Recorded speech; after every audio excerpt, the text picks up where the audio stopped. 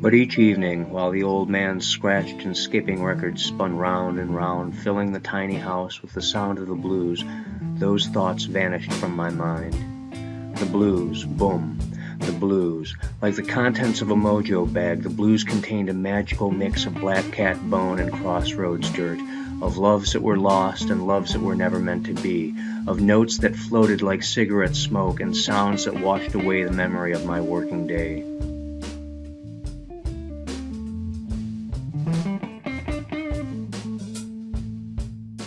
Peppered with images of the bordello and the Bible, those songs were flavored with all the passions of a Baptist preacher who still savored the sins of the flesh.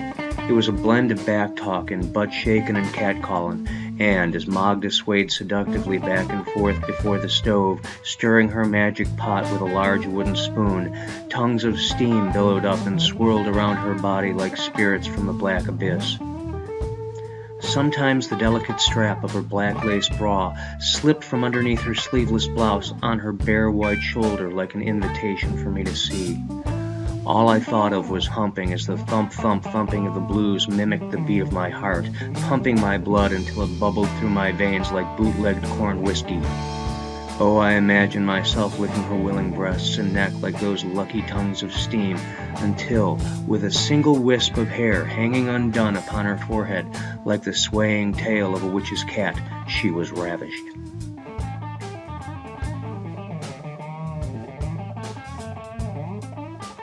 Each time she caught me staring at her, she looked me up and down like she was thinking about all the secret things she could have a boy like me, with all my energy and eagerness to please, do for her. Sometimes she took a piece of raw meat and rolled it suggestively between the tips of her fingers and thumb.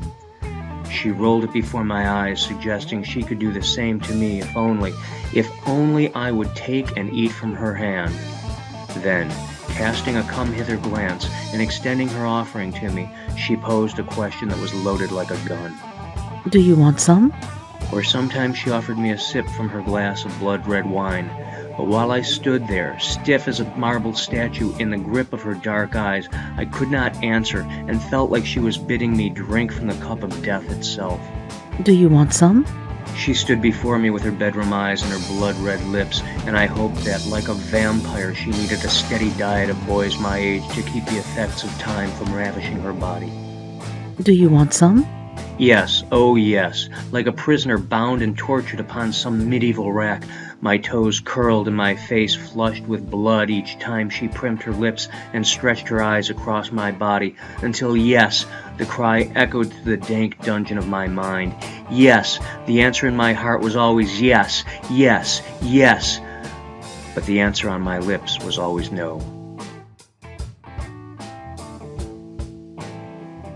Suit yourself, She said, swinging her hair and turning her head away from me before, like an afterthought, she threw a backward glance at me. You don't know what you're missing.